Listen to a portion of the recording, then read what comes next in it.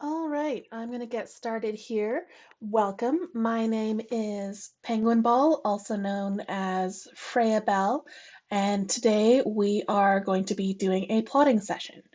And what happened with this story is last night, my good friend Allie from AK Writers, oh, did I get her name wrong? AK Fantasy Writer, I believe is her name. Anyway, here on Twitch, we did a brainstorming session because she just got the Story Engine deck. So what we did is we went together and we drew cards. As you can see here, there's several different kinds. We drew an aspect card, an anchor card, uh, I'm getting them backwards, agent, anchor, conflict, engine. Anyway, it doesn't matter the order. We drew cards and we came up with a prompt, and we ended up with this one here. A thirsty elven archer wants to navigate to the center of a thorny maze, at the heart of which sits a poison market, but it means giving up an important heirloom. And we brainstormed possibly being an intelligent sword, but I'm going to change that for this story. And we drew additional cards for an adversary who ended up being a noble person who had the keyword obsidian. So I put that into maybe there's a curse involved somewhere. And after talking about the story, brainstorming, what we did is each of us had different ideas for which direction we could go with it. But my idea came up here. And Maz is a character I've been writing for almost a year now, I think. He is an investigator for the goddess of truth and justice, and he does kind of a PI thing, private investigator. He goes around and investigates mysteries. So in this story, I'm figuring he kind of stumbles his way into the story. He is traveling, he's lost, and he's running out of food and water. So that's where we're starting out. He finds a sign for an old market and decides to take the chance on it, even though he's never been there before, never heard of it. But to get to this market, he has to navigate a thorn maze armed only with a talking compass, and that's uh, the intelligent family heirloom. I decided for my story is going to be a talking compass. So he gets to the center of the maze, but a guard is blocking the way and warns that the village market is cursed. But Maz is desperate and tries to get in anyway. His compass chirps up, and the guard is very interested in this magic compass because if it got Maz in, maybe it can get the guard out. So he says he will let Maz in if he gives up the compass and takes his place as guard. Maz reluctantly agrees because he's getting really desperate here. His health points are low, if you will. So he agrees, gives up his compass, and goes into the marketplace. But no one will give him food or water. They're all stone people. So this is where that obsidian curse comes in. I'm picturing them as kind of stone golem looking things, people made of obsidian. So they don't want him to be cursed too, because if he eats or drinks the water, he'll get cursed. So he starts asking around, how did this curse happen? What led to these events? And it turns out the marketplace, they insulted the local minor god in a nearby mine. So he goes to the god and asks how they can patch things up. The godling asks what was stolen from him to be returned. The head of the market, who's also the guard that he traded the compass for, won't give it back. So Maz steals it, gives it to the god, and the curse is lifted so he can finally eat and drink to his heart's delight. But he has to leave because the headman is furious now that he stole the thing, but he also manages to steal his pocket watch back on the way out. So this is what I did with the prompt, and it was very free form. I just started thinking and what kind of things Maz would do. He would definitely be investigating, so I went with that and ran with it. And this is still a little not fully formed yet as a story. There's some weak points, so what I do next when I'm plotting is I start thinking about the characters, because the characters are where we are getting our driving force for the story. So what I'm doing when I'm plotting a story is I then write out all the characters. So I identified 5 characters who are probably going to be having speaking roles. The first is Maz. He's our main character. He's a charming thief turned private investigator. Next is Orifel, his faithful assistant. He's long-suffering, resourceful. He follows Maz around on his adventures. He didn't get mentioned in the outline here, so he's going to be mostly playing a minor part. He might even get cut out. Maybe they got separated. That could cut down on word count too. Though it is more fun when Maz has somebody to bounce off of to get the kind of playful banter, so I might still have him, not 100% sure. So next we have the compass, and this is the family, well, it might not be a family heirloom. I haven't fully decided how he got the compass. Doesn't really matter for the purposes of this story. The point is that he has a compass. And it talks, and it's snarky, and as I say in my notes here, it's the Siri of the magical accessory world, but snarkier. And our antagonist would be the headman of the village slash marketplace. He's hiding the fact that he stole from the god and got the village cursed, so nobody knows but him, and he desperately doesn't want anybody to find out because he will lose his place of power as a market leader. And this is where we have, if we go back here, noble person with an obsidian curse. This is how this transformed as we're doing our plotting. The initial prompt started out one way. The more thinking we do, it goes and twists and changes and becomes now the market leader, the village mayor, the headman, whatever you want to call him. That's how we got our noble person wedged into this story. And last, the characters that will probably have speaking roles, aside from maybe a minor character or two, it would be the mining god. He is grumpy. He used to be helpful, but now he doesn't trust humans anymore because something of his got stolen. Fair enough, right? So we want to try and keep the number of characters that we have down as much as possible because we don't want this story to be 25,000 words. But I think this is enough to get us where we need to go for the story. And the next part of my short story process is to look at the locations. Because again, if we're looking at word count, we don't want to be having too many places because it will become inflated. We don't want that. So I identified there's going to be the place outside the mine, probably just a roadway with the sign that Maz sees. That'll be one small location. We'll spend probably even only a couple paragraphs there. Next is the thorn maze. This will be kind of the first quarter of the story. It's a giant, dead, thorny, made up of vines, all twisted and turning. So that's why he needs the compass to get through, because it's a maze and it's really hard to navigate.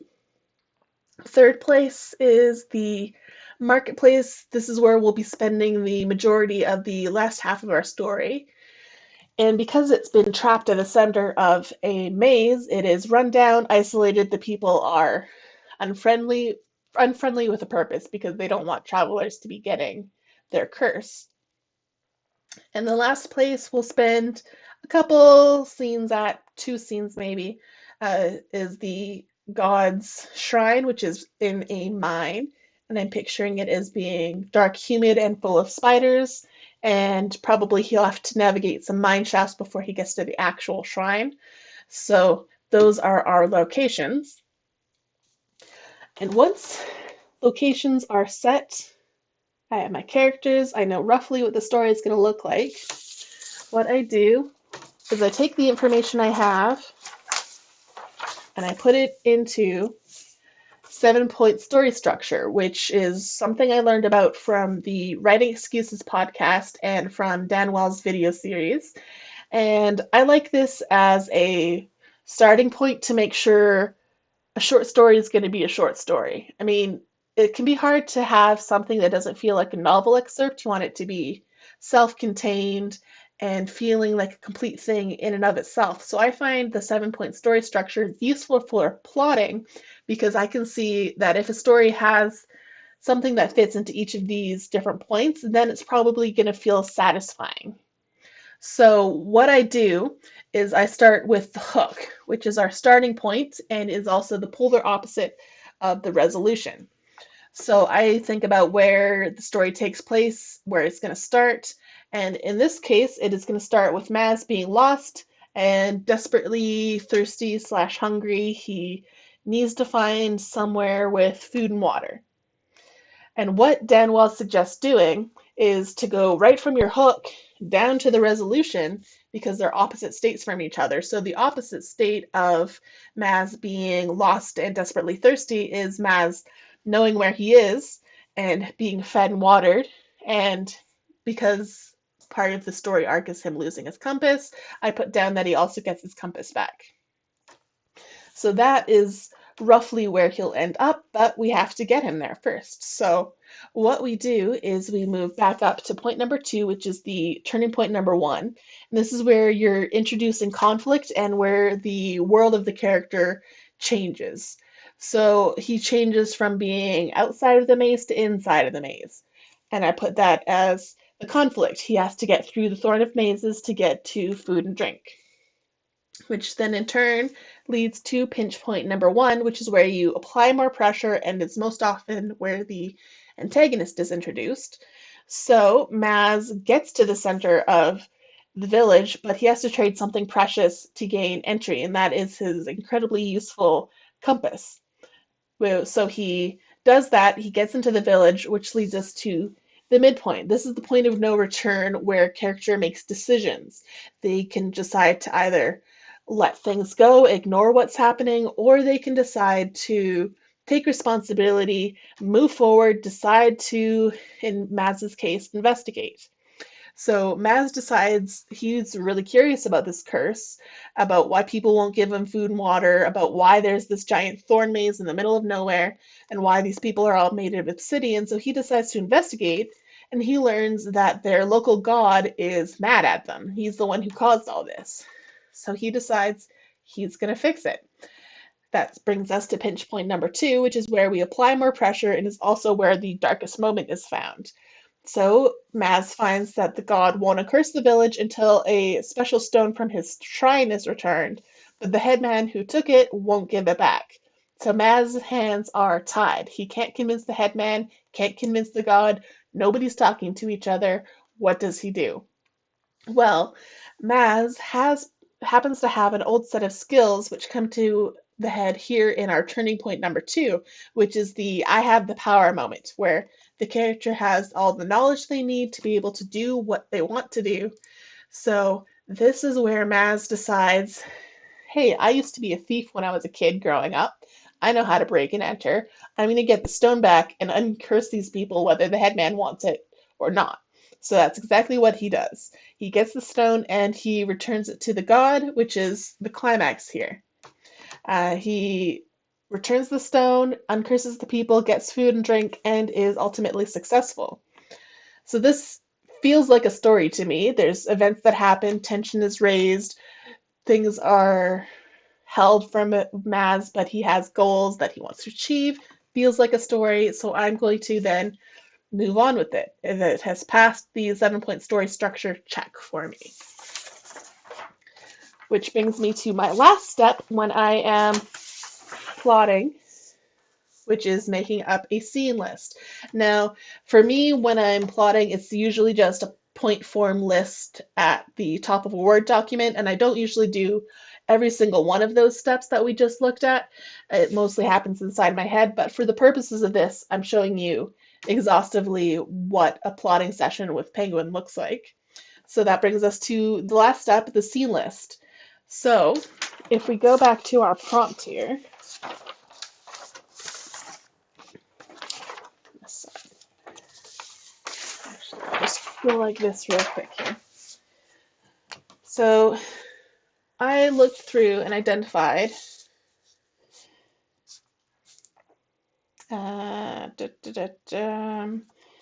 so here is one scene. Has to get to the center of the maze. That's another scene. Gets to the center of the maze, but is blocked and warned that it is cursed. He wants to get in anyway, so he gets his compass taken away. That sort of thing. You can see that you can break down your very short summary here into a series of scenes. which ends up looking like this. So scene number one, we will have Maz being lost and thirsty, and he'll be wandering around. He'll find a sign that points to a village, and he's never heard of it, but he's going to take a chance anyway because he's really thirsty and he's really desperate and he's just going to do it. So that's one contained scene. The next one is actually navigating the compass, with the help of the compass, navigating the maze. And while he's doing this, his thirst is increasing, his hunger is increasing, he's tired, he's getting maybe grumpy, and his compass is snarky, they're snapping at each other. But that brings us to the third scene. They do succeed through the maze, they reach the village, but it gets worse. The headman won't let them in. So this scene here has kind of a scene sequel. He can't get in, but he trades his compass for a scene. Depending on how you plot things, you could divide this up and say, this is one scene, this is another. But for me, it feels like a complete enough moment because it's only going to be a couple paragraphs, really. So I'm calling that one complete scene. So Maz then has the scene where he's wandering through the village, trying to get somebody to sell him food or drink. He can't even steal it. People are all watchful because he's the outsider. Everybody knows who he is. He can't get food or drink, so he decides, well, if I can't get people to give me food or drink, I'll solve their problems so they're in debt to me, so they are grateful. So he decides he is going to investigate the curse, and that leads him to the fifth scene, which is where he navigates the mine and talks to the local god and learns that something was stolen from him, which leads to another scene. Matt confronts the headman but gets nowhere. And there will be kind of a part of this scene number 7, a bit of a planning a heist phase where he's deciding, you know what, I'm going to do this anyway. I know how to break in. So that's all part of scene number 7 here. Um, Returning it to the god actually is probably better as its own scene now that I'm looking at this again in fresh daylight, because I wrote these out last night. So the second scene would him returning it to the god, uh, and the god is lifting the curse. So there'll be a scene, spelling. Curse is, let's try that again. Lifted. Turns to the god, curse is lifted. That is going to be our scene number 8. And the final scene of the story is Maz leaving the village, and not before he confronts the headman and pickpockets his compass back, which is just a cheeky character moment for Maz. So that is how I plot a story. From here, I am ready to go and start writing. And once I do, I'll post the story link in the description below so people can take a look, see what happens when I do go through this process and how it can be successful for me. And that is the end of my plotting session. To recap real quick as I rustle papers here. Step 1 is taking a plot, or a prompt rather, and thinking about it, chatting with people, getting ideas, which leads to step number 2, which is the word vomit version of the plot, where I just think, okay, I'm pretty sure these are the things I want to see happen, and you just write them down without worrying about it too much. Step number 3 is writing down your characters, your cast list. This helps you to focus in on the story, make sure that you're not going to be having too many extraneous characters, that you're not going to be having characters who can be combined or removed entirely, and is a good way to keep word count down if word count is a concern for you. Step number 4 serves the same purpose, keeping word count down, which is the locations list and identifying if you have too many places, you're probably going to end up with a novella. You know, if this list is a dozen list points long, you might want to look at cutting those down, which leads to step number 5 for me, which is the 7-point story structure check. And the point of this step is to kind of confirm that it is a story, that it hits beats, that it has the possibility of having a satisfying ending, and that it is self-contained and not accidentally a novel, for example. And the last step, step number 6, is the scene list, which is taking what you've brainstormed before and putting it into a chronological list of what happens. Now, if you're a plotter, you're more comfortable with this, but if you're a pantser, you're probably going to throw most of this video out, to be honest. But you don't have to go down to this level of detail. This is what works for me. You might find you don't want to do all these steps. You might just want to do the character and location list. But if you like it, by all means, steal this process. It works for me. And if you have any questions, please leave them below. I will get back to you when I can, or you could always reach out to us on social medias at Worldsmiths, WORLDSMYTHS, Worldsmiths. And we're here on Twitch too. You can always reach out to us. So thank you very much for watching and have a pleasant day.